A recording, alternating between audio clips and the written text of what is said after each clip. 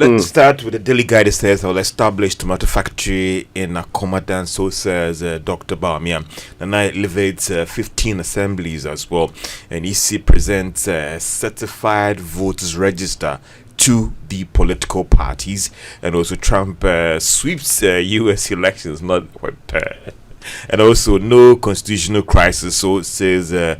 Bagbin, that is in the Daily Guide. If you look at the back page, GFA and Bepa discusses Ghana football, religious City's current struggles. And if you're a fan of City or Manchester City, you know that it hasn't been easy for them, both in the Champions League and even in the Premier League as well, and all except for the Street 2 Champions fight as well. But for me, the sort that would be of interest to me is the no constitutional crisis. And the lawyers and people, those who have the legal brains here, should help me out that who has the mandate to interpret the Constitution when it comes to when there's an ambiguity or anything?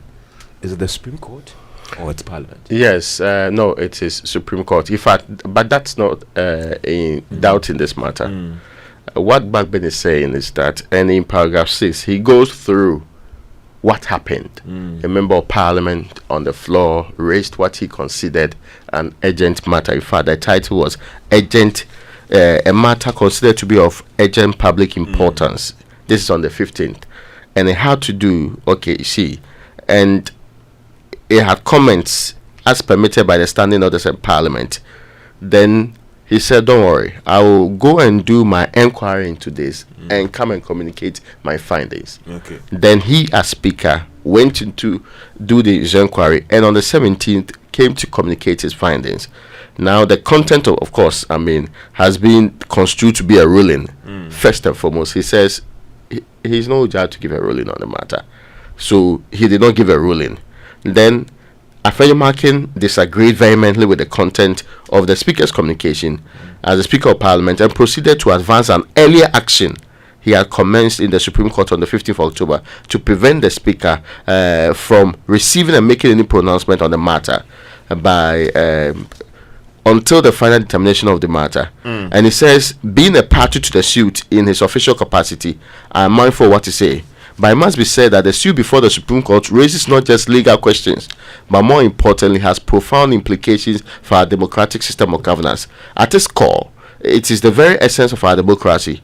While many legal arguments have been advanced and in and out of court, I recognize the fact that the connected political and governance implications have not been addressed sufficiently. Okay, but Raymond, the question still for me as a street person is that when there is lack of clarity about how the Constitution is being applied, who has the final say?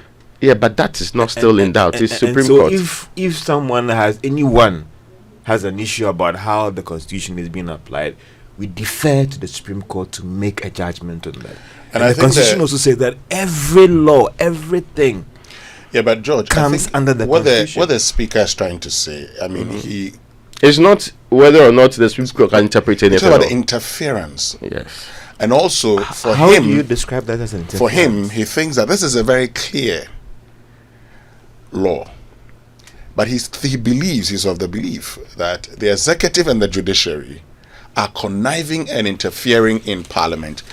This is what he says the President should repent from and ask for forgiveness. I disagree. I think that, going way back, when at a point in time we decided that, listen, we will allow MPs to become ministers because of how our system of governance had moved on, so that this stands where then Parliament then tries to reject everything from the executive, and that's way back.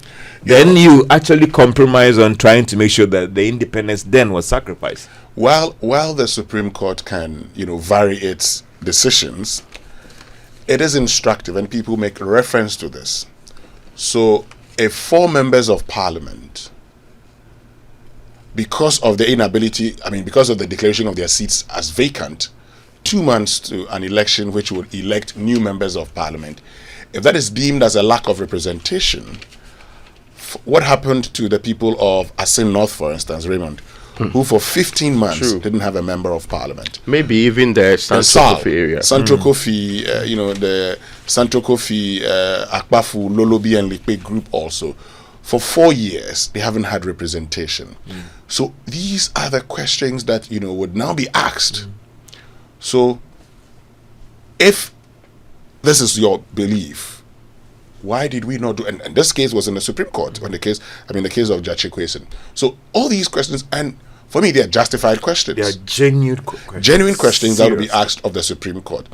It is the reason we say that, look, justice should not only be served, but should be seen as being served.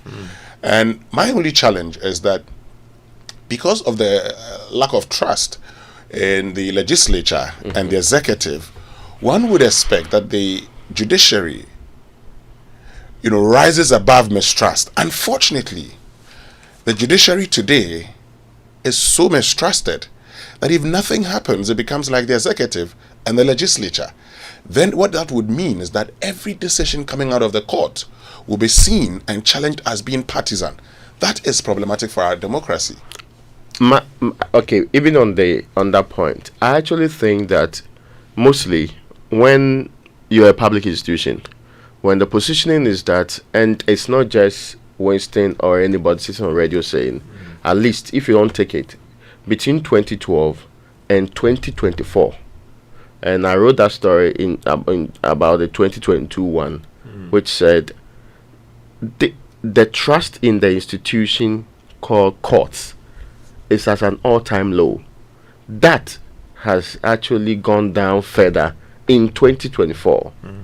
So if you try doing something between 2022 and 2024, it appears not to be working.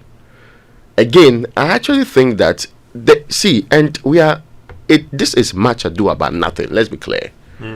So this pretentious constitutional crisis we find ourselves in, is it the first time that parliament has been adjourned? But are we in a constitutional crisis? I don't think there is any. And the speaker made a point that if I cannot get quorum, and it has happened consistently, MPs have suspended meetings. In fact, there was some time ago that what was the name of the gentleman? That Fiamepo became quorum, whatever. Whenever he's in the bill, he will raise it, then they'll suspend the parliament and move on to subsequent days. That people calling people. If MPs fail to show up, and they do not show up because they don't like where they are going to sit, how is that constitutional crisis? How are we pretending that all of a sudden this state is in some chaos? Nothing is happening. So today, the MPs that decided to stay out of parliament, the majority MPs, called parliament back into operation today. Yeah, I hope you get my point. They called them back into operation today. Will they sit and conduct government business? So if they sit and conduct government business, how is that constitutional crisis? So the constitutional crisis for how many days? 2 days, 1 week, or how many hours? So when you go on that tangent, even if it's unrelated to your substantive point, then people have every right to question the motive behind your conduct too. Then it's made to look like you are deliberately creating for yourself a crisis to intervene. I agree with Speaker Bagbin about the fact that no constitutional crisis, but also our law wouldn't stop anyone who thinks that there is some lack of clarity about what the law is saying to defer to the Supreme Court for an interpretation. I agree and with you. when that is done, I think that we all should be bounded by that action. Again, I've not heard speakers say anywhere no, I'm not bound by the directives of the Supreme Court. In fact, I had asked this question when I interviewed Samson. I asked, when the speaker in parliament did what he did by adjourning, did he offend the Supreme Court in any way? He said no. The speaker did not even sit to make a determination of whether or not the parliament was engaging in anything. In fact, to all intents and purposes, that meeting did not happen because they didn't have the numbers to even proceed to do anything. That is why they didn't meet.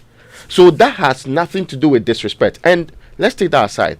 The speaker can write 500 pages criticizing the Supreme Court judgment. In fact, elsewhere, courts are willing, interested in what academics and other people are saying about their judgments.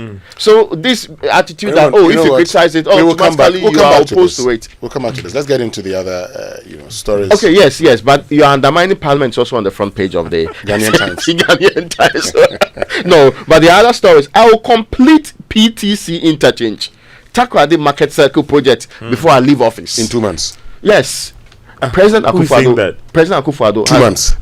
Oh, but what is in dispute? 2 months, a lot of things can happen in 2 months. Was He it will that- complete PTC interchange 1, Takrady Market Circle. Those 2 major projects in Takrady before the president. What is the state of that project as you speak right now? I saw a video posted by Sky Power FM where the contractors were actually removing the iron rods at the PTC. Contractors? Yes, PTC interchange. I can look for the video. Why? and They're share. afraid that they'll be stolen or something? I don't know, but I saw the video. I mean, this is Sky Power FM. I've worked at Sky Power FM before, and I'll get them to send me the video, and we'll share the video. 2 months. Very interesting. The work has promise, stalled. I mean, this you is. know. Anyway, let's get into other. There's a terrible story that I need to bring your attention. 3 girls arrested over stabbing 16-year-old boy to death. So, 3 teenage girls are currently in police custody for their alleged involvement in the stabbing to death of Dennis Osuansa, a BC graduate. The 16-year-old victim was set to start senior high school on Thursday, November 7. My goodness. The tragic incident took place on Monday night around 7:30 p.m. in Angoga in the Ashanti region. It is called Angoga if you are in Kumasi, so sometimes there is confusion. Following a confrontation, that's how they say it, yeah, between Dennis and one of the girls as they were escorting a friend home. Eyewitness reports that during the argument, one of the girls pulled a knife and stabbed Dennis in his rib, leading to severe bleeding. Dennis was pronounced dead after he was rushed to the hospital. His family is grappling with the shock and grief over the sudden loss of the child. Stella Frimpong, the mother of Dennis, expressed grief, urged the police to ensure justice was served. And he said they are gone to the school, Trainable Akodia SHS, and they were told to report on Thursday, and everything had been done, and he was set to start school. But And talking about school, but look, I mean, why would? altercation, And then you go stab somebody. What have we become? and there are girls holding the knife. Can you imagine? Talk about stabbing and I Well,